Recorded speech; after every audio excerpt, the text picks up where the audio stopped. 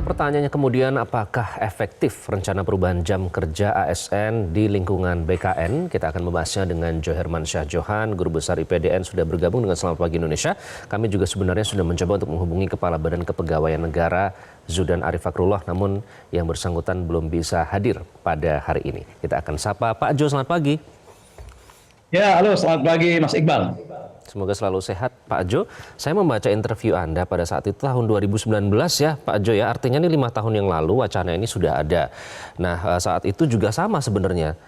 Masuk kerja 3 hari, sisanya bisa work from anywhere, fleksibel kapanpun waktunya. Tapi saat itu Anda menyatakan asal mekanismenya sudah diatur dengan tepat. Nah kalau kebijakan yang terbaru ini, apakah itu sudah sesuai dengan bayangan Anda mekanisme yang sudah diatur dengan tepat Pak Jo? Nah itu dia, ya kan, apakah mekanismenya udah cocok, udah kompatibel dengan rencana untuk kerja hanya 3 hari dan 2 hari itu work from anywhere.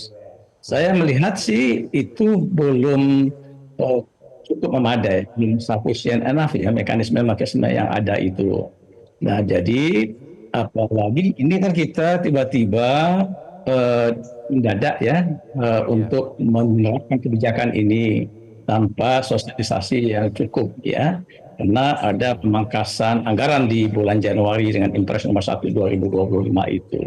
Jadi pengkondisiannya masih kurang dan juga ada karakteristik yang berbeda di antara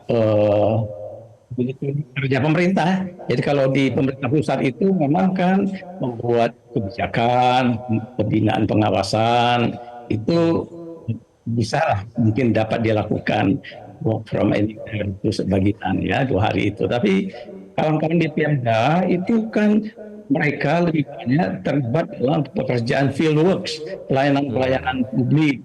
Nah, itu membutuhkan kehadirannya di lapangan. Nah, sementara kita menatanya dengan baik sehingga tadi Gubernur DKI terpilih yang belum akan dilantik itu belum berani memastikan kan Mas Pram ya bagaimana penerapannya di Pemda DKI. Oke, jadi apabila memang tidak dipersiapkan mekanismenya, dikhawatirkan akan mengganggu pelayanan publik. Itu suatu keniscayaan berarti Pak Jo? Benar, ya, pelayanan publik bisa terganggu, ya pelayanan di bidang pendidikan, kesehatan, di bidang-bidang pekerjaan umum, ya, bagi mereka yang bekerja di sektor yang langsung berhubungan dengan masyarakat itu kan banyak sekali. Ya, nah kalau juga berlaku 3 hari kerja tanpa pengaturan mekanisme yang jelas, ya, misalnya kantor-kantor BPSP, ya, pelayanan terpadu satu pintu itu kan harusnya buka terus ya. Nah, lalu kemudian kalau hanya bukanya kantor 3 hari, 2 hari dilayani melalui work from anywhere, saya kira kita belum terlatih tuh masyarakat kita tanpa kantor itu. Apalagi juga daerah-daerah Indonesia ini sangat luas. Ada daerah Indonesia Timur yang berbeda sekali kemampuan infrastruktur informasinya ya masih belum memadai. Nah itu sulit diterapkan sehingga kinerjanya bisa tidak tercapai, dan yang saya khawatirkan gini, ada presiden baru, ada kepala daerah baru, 545 kepala daerah yang inginnya oke gas gitu kan untuk mencapai visi misi, memenuhi janji-janji kampanye. Nah dengan begitu maka ini akan terganggu. Oke, Pak Jo, artinya ini sulit untuk dilakukan, bukan lagi apa ya istilahnya ya, bukan belum tapi tidak mungkin ya, artinya kalau membutuhkan field work untuk pelayanan publik itu ya?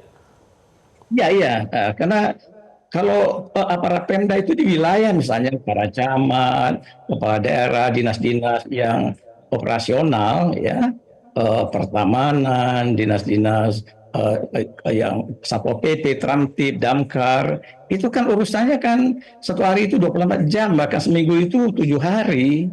Nah, itu bagaimana mekanismenya? Kan kita belum tahu nih, ya, apakah itu juga berlaku. Nah, apa hanya petugas administrasi di kantor saja? Nah, pengaturan-pengaturan itu harus diberi pedoman, petunjuk, guidance yang rinci dan detail oleh pemerintah pusat, sehingga dengan demikian bisa menjadi pegangan bagi daerah. Kalau enggak ya daerah ragu-ragu untuk menerapkan itu karena akan berspekulasi dengan tidak dapat diberikannya pelayanan publik kepada rakyat atau masyarakat. Oke. Kemudian Kementerian BUMN ini kan pada Juni tahun lalu sebenarnya sudah mulai menerapkan masuk kantor 4 hari, Pak. Nah, sistemnya CWS ya, atau Compressed Work Schedule. Senin sampai Kamis sudah memenuhi 40 jam kerja, maka bisa libur pada hari Jumat. Nah, tapi kalau sistem seperti ini, Pak, kalau memang sudah ada penilaiannya, sudah ada evaluasinya, ini mungkin tidak diterapkan di instansi-instansi terkait dengan perubahan sistem kerja ini, Pak. Nah itu atas juga yang karakternya mirip-mirip BUMN itu, Kementerian BUMN maksud saya, itu mungkin bisa. Ya, jadi kalau karakternya hampir sama, yang urusannya adalah urusan yang terkait dengan soal-soal pembuatan regulasi, ya, penguatan kebijakan, nyusun guidelines untuk kepentingan-kepentingan operasional. Tapi yang urusannya itu persentuhan dengan masyarakat, itu yang saya sebut dengan kementerian lembaga yang field works ya, termasuk Pemda-Pemda yang banyak pekerjaan lapangannya, tentu tidak memungkinkan kalau hanya 3 hari mereka kerja di kantor, berarti 3 kali 8, 24 jam ya. Nah sementara 2 hari lagi work from anywhere, masyarakat kan di daerah-daerah kita atau di kementerian-kementerian lembaga itu juga kan kepengennya eh, berjumpa atau dilayani dengan langsung. Nah, tapi kalau ini tidak, maka itu akan tentu saja mengurangi kepuasan masyarakat ya, pasti itu turun. Nah, kemudian juga membuat target-target kinerja tidak tercapai dari kementerian lembaga itu. Oke Pak Jo, tapi kalau dari analisis Anda, relevansi antara penyesuaian sistem jam kerja ini dengan efisiensi atau pemangkasan anggaran, ini apa sih Pak relevansinya? Memang tujuannya apa hubungannya dengan target pemangkasan anggaran dengan penyesuaian sistem jam kerja? Nah, ini kemungkinan kan tadi karena berbagai macam penghematan yang dilakukan oleh pemerintah. Ya, misalnya penghematan dari segi perawatan, pemeliharaan kantor ya, kemudian juga terkait dengan hal-hal yang penghematan di bidang eh, perjalanan dinas ya, seremonial dan jadi ini kan target nih. Jadi kalau eh, ini bisa diselesaikan kerja 3 hari, tidak perlu kerja lagi dalam 2 hari ke depannya, maka itu penghematan kan. Jadi penghematan pembayaran listrik, penghematan penggunaan alat-alat yang ada di kantor, AC ya. Bahkan sekarang kan ada kecenderungan kalau jam 4 sudah langsung pulang kan, karena AC-nya sudah dimatikan oleh bagian yang ngurus operasional kantor.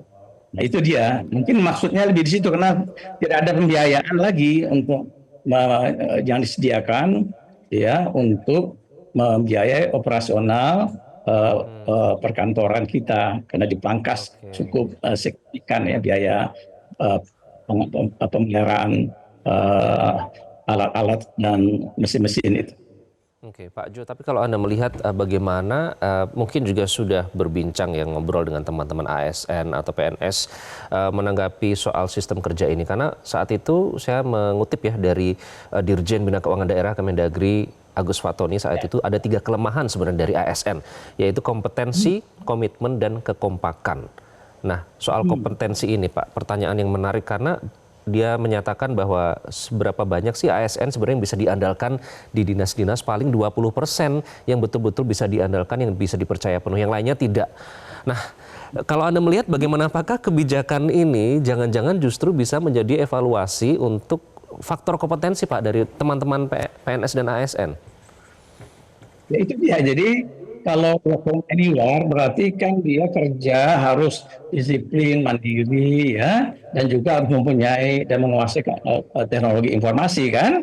Nah itu seperti diperkirakan oleh Dirjen Keuangan Bina Keuangan Daerahnya Dagri itu cuma rendah masih ya, belum mencapai hasil yang tinggi, belum sampai separuh lebih.